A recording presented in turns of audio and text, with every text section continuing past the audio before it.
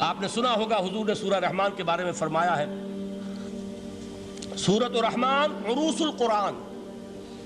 یہ سورہ رحمان جو ہے یہ قرآن کی دلہن ہے. جیسے دلہن کو آپ خوشنما لباس پہناتے ہیں، آراستہ پیراستہ اس کو گہنے اور اس کو زیور پہناتے ہیں، تو جس طریقے سے سجاتے ہیں آپ دلہن کو، اللہ تعالیٰ نے ایک سورت قرآن مجید میں یہ ایسی رکھی ہے سورہ رحمان کہ اسے خوب سجایا ہے. اس میں الفاظ کا در و بست، اس کا اپنا ایک ڈیوائن میوزک ہے. وہ تو اللہ تعالیٰ قراء جو ہے خاص طور پر مصر کے قراء، اللہ تعالیٰ ان پر رحمت نازل فرمائے، ان کی خطاؤں سے درگزر کرے. جس طرح قرآن کے انٹرنسک میوزک کو انہوں نے واضح کیا ہے.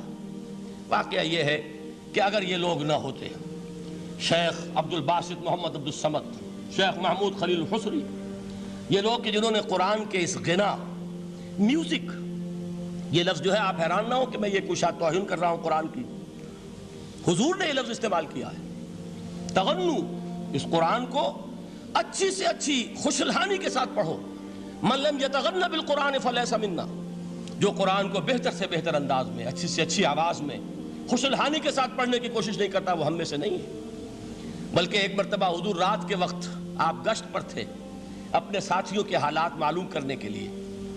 حضرت ابو موسیٰ اشعری رضی اللہ تعالیٰ عنہ ایک صحابی ہیں، ان کے گھر کے پاس سے گزر ہوا، وہ رات کو تہجد پڑھ رہے تھے، کھڑے ہوئے کیف کے عالم میں قرآن تلاوت کر رہے ہیں. حضور کو بہت پسند آئی ان کی قرات، کافی دیر تک وہاں کھڑے سنتے رہے.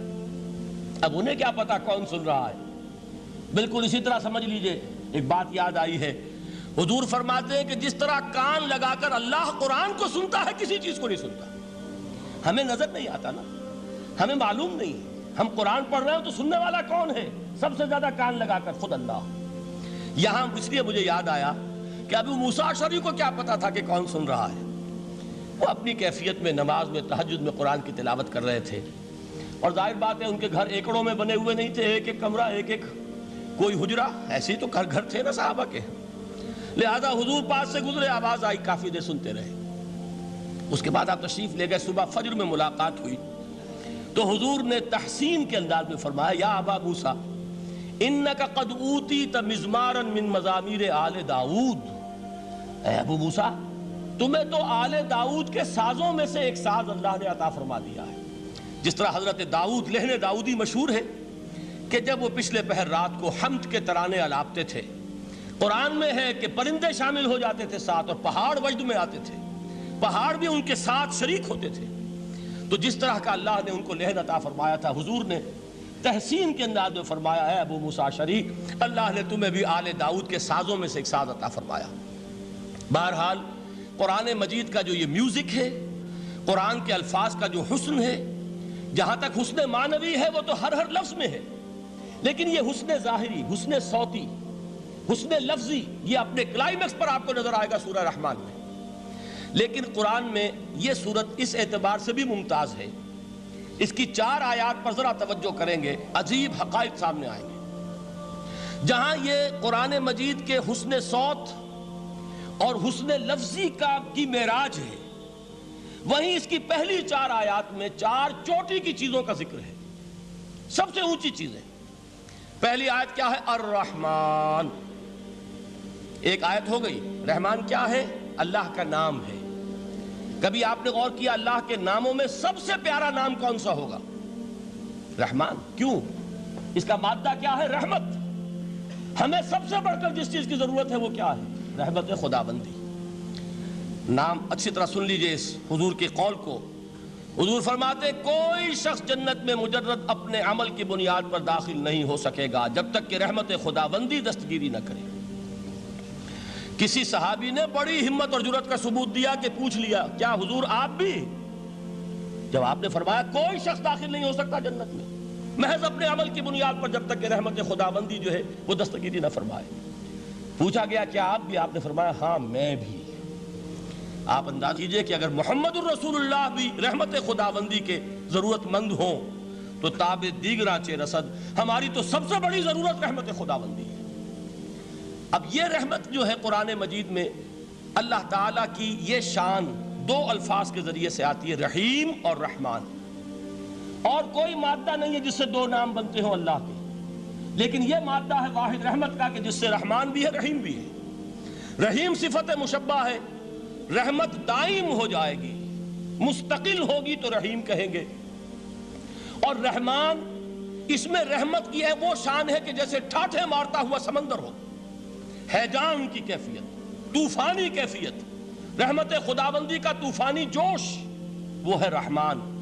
آپ تو رہتے اس علاقے میں ہیں، آپ کو معلوم ہے عرب اگر بھوکا مرا جا رہا ہو تو کیا کہے گا؟ انا جوعان۔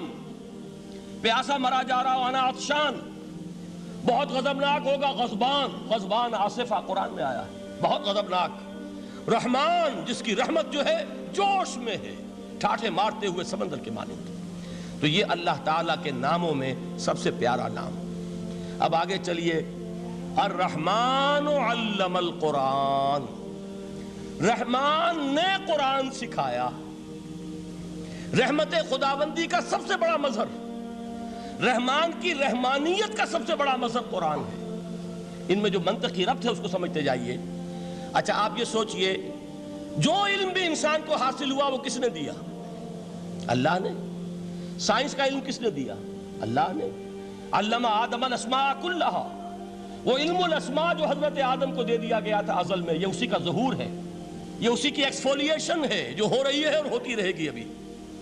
اور دوسرے علم ہے وہ کس نے دی؟ اللہ نے دی۔ لا یحیطون بشیء من علمہ الا بما شاء، مخلوق میں سے کوئی اللہ کے علم میں سے کسی شے کا احاطہ نہیں کر سکتا مگر وہ جتنا اللہ دینا چاہے۔ لیکن یہ کہ تمام علوم میں چوٹی کا علم قرآن، نوٹ کرتے جائیے، اب چوٹی کی چیزیں جمع کیجئے۔ اللہ کے ناموں میں چوٹی کا نام رحمان، اللہ نے جو کچھ انسان کو سکھایا اس میں چوٹی کا علم قرآن۔ خلق الانسان، انسان کو پیدا فرمایا۔ سوال یہ کہ حیوانات کو کس نے پیدا فرمایا؟ آسمان کس نے پیدا کیے؟ زمین کس نے پیدا کی؟ فرشتے کس نے پیدا کیے؟ کیا مطلب خلق الانسان؟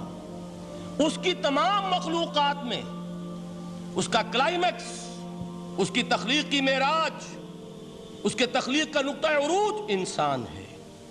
یہ ہے کہ جو مسجود ملائک بنا ہے۔ وَلَقَدْ كَرَّمْنَا بَنِي آدَمَ وَحَمَلْنَاهُمْ فِي الْبَرِّ وَالْبَحْرِ وَرَزَقْنَاهُمْ مِنَ الطَّيِّبَاتِ وَفَضَّلْنَاهُمْ عَلَى كَثِيرٍ مِّمَّنْ خَلَقْنَا تَفْضِيلًا۔ تو تخلیق میں سب سے اونچی تخلیق انسان کی، علموں میں سب سے اونچا علم قرآن کا، اللہ کے ناموں میں سب سے اونچا نام رحمان۔